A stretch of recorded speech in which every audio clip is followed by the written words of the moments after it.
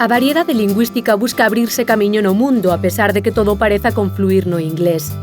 Na internet, a porcentaxe de usuarios en inglés e chinés baixou en 10 anos a menos da metade debido ao aumento de persoas que usan outras linguas.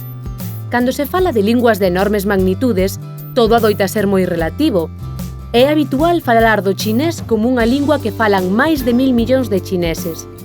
Na realidade, as diferenzas entre o que falan uns chineses e outros son tantas que en moitos casos non se entenden entre eles, e moitos lingüistas consideran que o chinés, máis que unha lingua, é unha familia de linguas. Aínda así, dada a disciplina asiática e as dimensións de China, os chineses chámanlles dialectos ás súas linguas. O dialecto máis falado é o mandarín e despois o wu. O terceiro dialecto en número de falantes é o cantonés.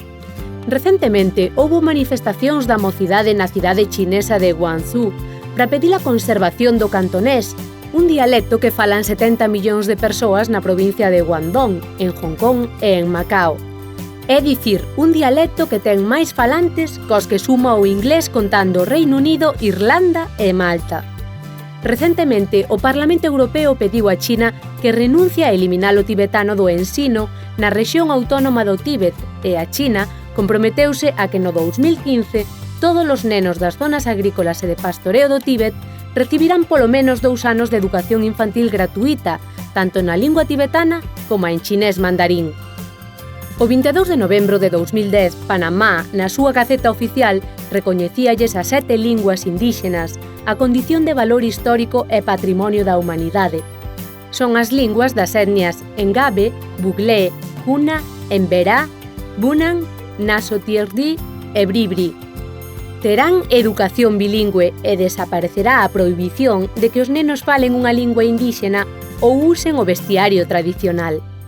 Nesa mesma liña, o 18 de novembro de 2010, as Cortes de Castilla y León aprobaron establecer na Lei de la Comarca del Bierzo que a lingua galega deberá gozar de respeto e protección no Bierzo e que a comunidade terá que facilitar a súa promoción nese territorio. E no Senado español, dende o 1 de xaneiro de 2011, pódese usar calquera das 4 linguas oficiais.